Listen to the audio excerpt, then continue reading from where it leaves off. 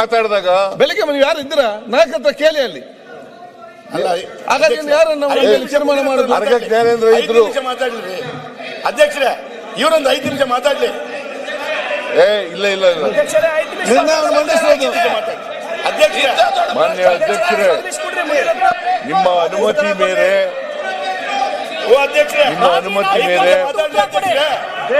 ಈ ಕೆಳಕಂಡ ನಿರ್ಣಯವನ್ನು ಮಂಡಿಸುತ್ತಿದ್ದೇನೆ.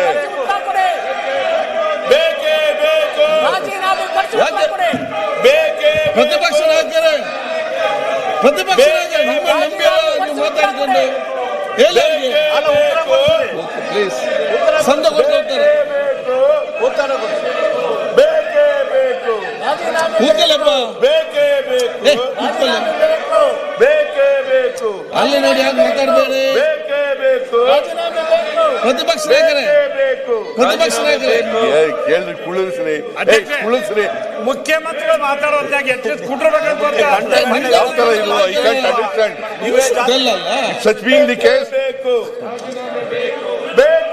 ನಾವು ಇನ್ಯಾವತ್ತೂ ಒಪ್ಪಲ್ಲ, ನೀವು ಕರೆದು ಒಪ್ಪಲ್ಲ. ನಾವು ನೀವು ಈ ರೀತಿ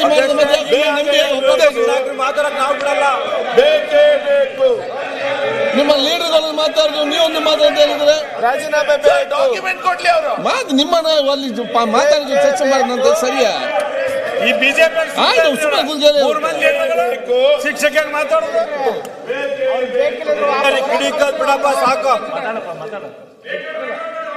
ಮಾನ್ಯ ಅಧ್ಯಕ್ಷರೇ, ಕುಳ್ಳರ್ಸಾಗಿದ್ರೆ ಕುಳ್ಳರ್ಸಿ.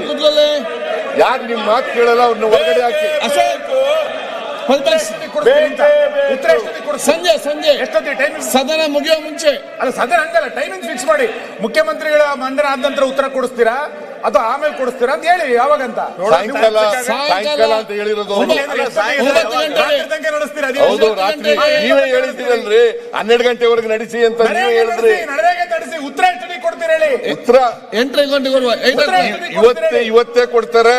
ಉತ್ತರ ಇವತ್ತಂದ್ರೆ ಯಾವಾಗ? ಇವತ್ತಂದ್ರೆ ಯಾವಾಗ? ಸಂಜೆ 5 ಗಂಟೆಗೆ ಇವತ್ತೇ ಕೊಡ್ತಾರ್ರಿ. ಚರ್ಚೆ ಪ್ರಾರಂಭ ಮಾಡಿ, ಇದನ್ನ ಮಾಡಿ ಸರ್, ಚರ್ಚೆ ಮಾಡಿ. ಈಗ ಯಾವಾಗಲೂ ಕೊಡ್ತಾನ ಏನ್ ಗೊತ್ತಾ, ಏನ್ ಮಾತಾಡ್ತೀವಿ ಹಂಗ್ ನಡ್ಕೋಬೇಕು. ಏನಂತ ಹೇಳಿದ್ರು ನೀವು? ಇವತ್ತೇ ಕೊಡ್ತೀವಿ ಅಂತ ಹೇಳಿದ್ರು ಇವರು, ಸಾಯಂಕಾಲ ಕೊಡ್ತೀವಿ ಅಂತ ಹೇಳಿದ್ರು. ಸಾಯಂಕಾಲ ಉತ್ತರ ಕೊಡ್ತೀವಿ ಅಂತ ಹೇಳಿರೋದು. ಮಂತ್ರಿ ರೆಡಿ ಇದ್ದಾರೆ, ಸಾಯಂಕಾಲ ಕೊಡ್ತಾರೆ. ಯಾವಾಗ ಎಷ್ಟು ಗಂಟೆಗೆ ಸರ್? ಸಾಯಂಕಾಲ ಕೊಡ್ತಾರೆ.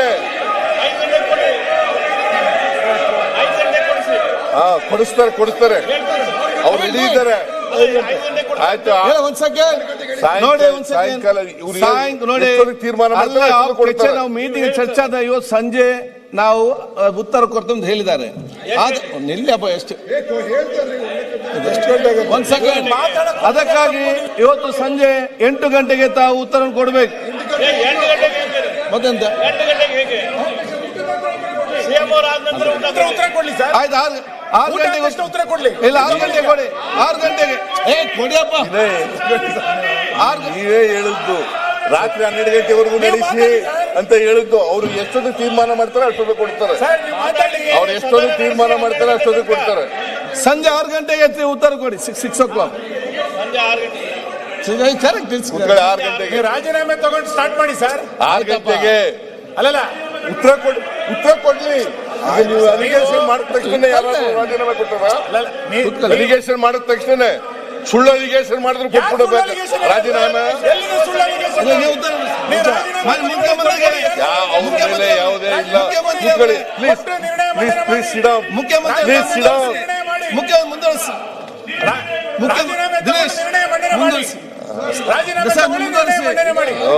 ಮಾಡ್ತಾರೆ. ನೀವು ಹೇಳ್ದಕ್ಕೆಲ್ಲ ಮಾಡ್ತಾ ಕೂತ್ಕೊಂಡ್ರೆ ಯಾರು ಸರ್ಕಾರನೇ ನಡೆಸಕ್ಕಾಗಲ್ಲ. ಆಯ್ತು.